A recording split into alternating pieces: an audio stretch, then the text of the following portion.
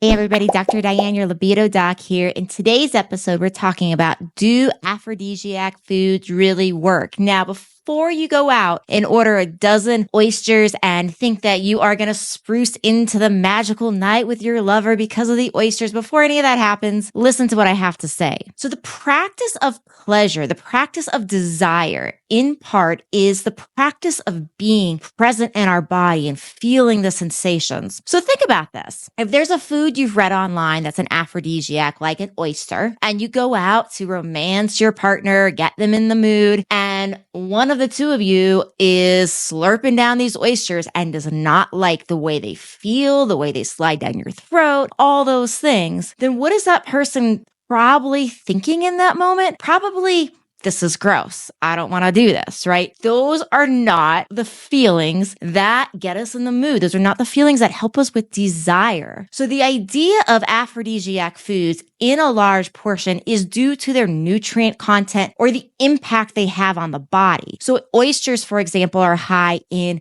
zinc. Zinc is a precursor, it's a cofactor, I should say. It's a nutrient that is needed for the support of the production of testosterone. Well, we're not going to just spring after a few oysters automatically into this testosterone overload. And the body only needs and can utilize so much zinc. So extra zinc beyond a certain point does not equal extra testosterone. So even if oysters are going to be an aphrodisiac, it's going to take a little while for the zinc stores to build up in the body. If they're deficient, it's going to take a little while for your body to make that testosterone, to rev it up. And that may or may not be something that is actually needing to be revved up. So it may or may not make a difference with libido. So we see the same with herbs too. There's certain herbs that are thought to be aphrodisiacs, maca, ginkgo. Maca helps us to feel more energized. It can help us feel less fatigued in our life. Ginkgo biloba helps the blood flow, so really good for the genitals for both females and males. And that being said, these things take time to change. So same thing. We're not going to go to a maca bar or a coffee bar and get some maca and think, oh my gosh, I'm in the mood. I had some maca. It's more going to be derived from what is the pleasure experience. So when we're talking about oysters, if you love the taste of them, if you love the texture of them, and if that's helping you enjoy the moment, it's helping you bring into that moment of sharing with a partner, that will probably wind up being an aphrodisiac. The things that get us into the moment, that drive that ability to feel pleasure, to experience pleasure, to share that with our partner, those are the aphrodisiacs. And as you can tell, the aphrodisiacs are going to be unique to every person. I hope you've enjoyed this episode. Please do check out my libido quiz, where you can for free go through the quiz and get answers to possible hidden reasons behind your low libido besides things like testosterone. So check that out in the show notes. Again, I'm Dr. Diane, your libido doc. Please subscribe. It does help me reach others just like you. Thanks so much.